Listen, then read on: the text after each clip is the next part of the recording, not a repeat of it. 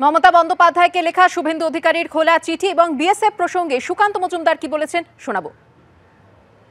পশ্চিমবঙ্গের মুখ্যমন্ত্রী তো প্রথমবার নয়, এর আগে উনি বলেছিলেন 21-এর ভোটের সময় কেন্দ্রীয় বাহিনীর উপরে বটি ঝাঁটা এসব নিয়ে আক্রমণ করতে বলেছেন। এই প্রথম ভারতবর্ষে। এর আগে আমরা দেখেছি ভারতবর্ষে কমিউনিস্ট শাসন ছিল, কেরালাতে ঘোরতর কমিউনিস্ট শাসন আছে এখনো।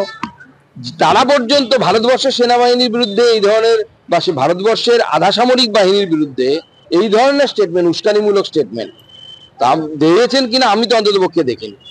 দুর্ভাগ্যের বিষয় পশ্চিমবঙ্গ তথা বাংলা একসময় জাতীয়তাবাদের উৎস কেন্দ্র ছিল, এপিসেন্টার ছিল, সেই বাংলা থেকে এখন ভারতবর্ষের আধা সামরিক বাহিনীর উপরে লাঞ্ছন লাগানো হচ্ছে, আধা সামরিক বাহিনীকে টার্গেট করা হচ্ছে। এটা অত্যন্ত দুর্ভাগ্যের। তবে আমরা অভ্যস্ত হয়ে গেছি যে ভারতবর্ষের বিএসএফ এর উপর মাননীয় মুখ্যমন্ত্রী এই ধরনের বলবেনই। পাকিস্তানের হলে পরে উনি হয়তো ভেবে দেখবেন বলবেন কি বলবেন। ক্রমশ বাড়ছে বাংলাদেশ থেকে এদেশে অনুপ্রবেশের সংখ্যা, আর তা নিয়েই মুখ্যমন্ত্রী মমতা বন্দ্যোপাধ্যায় বিএসএফকে নিশানা করেছিলেন। আর তার প্রেক্ষিতে এবার মুখ্যমন্ত্রী মমতা বন্দ্যোপাধ্যায়কে খোলা চিঠি লিখলেন রাজ্যের বিরোধী দলনেতা শুভেন্দু অধিকারী। মুখ্যমন্ত্রীর নিশানায় বিএসএফ, পাল্টা পুলিশকে নিশানা শুভেন্দু অধিকারী। 5 পাতা চিঠির ছত্রে ছত্রে পুলিশ রাজ্য সরকারের সমালোচনা। ভোট ব্যাংকের স্বার্থে সীমান্তরক্ষী বাহিনীকে আক্রমণ, এই প্রথম কোন মুখ্যমন্ত্রী হিসেবে সেনাদেরও আক্রমণ।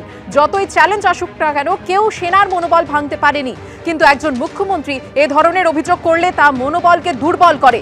মুখ্যমন্ত্রীর বিরুদ্ধে দায়িত্ব জ্ঞানহীন আচরণের অভিযোগ বিরোধী দলনেতার।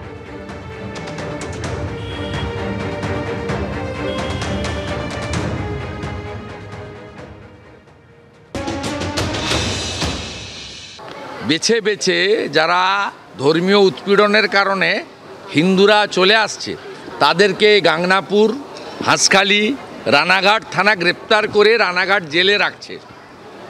অথচ যে সমস্ত রোহিঙ্গা মুসলমানরা এখানে আসছে তাদেরকে এখানকার পুলিশ এবং সরকার শেল্টার দিচ্ছে।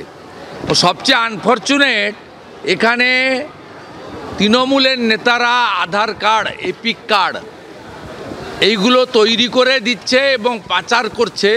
আর মুখ্যমন্ত্রী আর তার ভাইপো বিএসএফকে গালি দিচ্ছে, অথচ বিএসএফকে 600 কিলোমিটার জায়গা জমি দেয়নি যেখানে কাঁটাতারের ফেন্সিং করা যাচ্ছে না।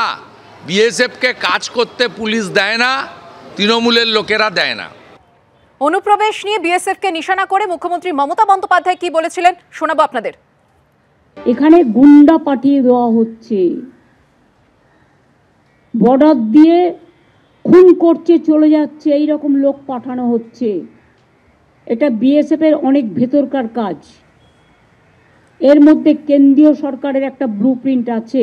আর বাংলাকে যদি মনে করে কেউ অনুপ্রবেশকারীদের ঢুকিয়ে আর তৃণমূল কংগ্রেসকে বদনাম করব, এটা তৃণমূল কংগ্রেস করছে না।